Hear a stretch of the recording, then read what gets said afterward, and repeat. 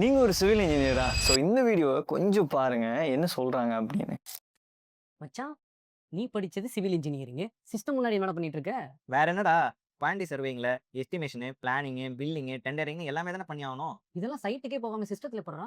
So இது ரொம்ப சிம்பிளான ஒரு விஷயம் தான். இதில நீங்க சிவில் இன்ஜினியரிங்கே கம்ப்ளீட் பண்ணியிருந்தாலும், இந்த மாதிரி விஷயங்கள் கூட ஒரு கன்ஸ்ட்ரக்ஷனுக்கு தேவைப்படுது.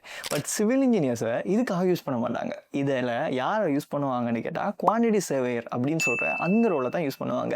நீங்கள் சிவில் இன்ஜினியரிங் முடிச்சிருந்தாலும் சரி, இல்லை ஃப்ரெஷராக இருந்தாலும் சரி, இந்த ஜாபுக்கு நீங்கள் எலிஜிபிள் ஆகணும் அப்படின்னா, குவான்டிட்டி சர்வேயிங் அப்படின்னு சொல்கிற இந்த சர்டிஃபிகேட்டை நீங்கள் எடுக்கணும். ஸோ இதுக்கு நீங்கள் எடுக்கிறதுக்கு நார்மலாக இருக்கக்கூடிய எல்லா சர்டிஃபிகேட்டையும் ட்ரை பண்ணாமல் யூகேட சர்டிஃபிகேட் எடுத்தால் எப்படி இருக்கும்? அதுவும் ரொம்ப அஃபோர்டபுளான ப்ரைஸில், அதாவது இந்தியன் ருபீஸுக்கு மந்த்லி 2000 ருபீஸ் இன்ஸ்டால்மெண்ட்டில் பே பண்ணி எடுத்தால் எப்படி இருக்கும்? இந்த 2 இயர்ஸ் ப்ரோக்ராம் இது 1 இயரில் கம்ப்ளீட் பண்ணால் எப்படி இருக்கும்? இந்த ப்ரோக்ராமை நீங்கள் கம்ப்ளீட் பண்ணுறீங்கன்னா, ஒரு civil engineer Saudi council of இன்ஜினியரிங்கில் மெம்பர்ஷிப் எடுக்கிற அப்படின்னு சொன்னால் அவருக்கு 5 இயர்ஸ் ஃபீல்டு எக்ஸ்பீரியன்ஸ் தேவைப்படும். இதுவே குவான்டிட்டி சர்வராக இருக்கீங்க அப்படின்னு சொன்னால் உங்களால் இந்த ப்ரோக்ராமை, அதாவது இந்த யூகே ப்ரோக்ராமை கம்ப்ளீட் பண்ண உடனே போய் அதில் ஒரு மெம்பர்ஷிப் அப்ரூவலை உங்களால் எடுக்க முடியும். ஸோ இப்படி இருக்கிறதுனால உங்களால் கல்ஃபில் இன்ஸ்டண்ட்டாக வேலை எடுக்க முடியும். கல்ஃப்னு இல்லைங்க, நீங்கள் அப்ரோடில் எந்த நாட்டுக்கு போனாலும் சரி உங்களுக்கான வேக்கன்சி தனித்துவமாக கிடைக்கும்.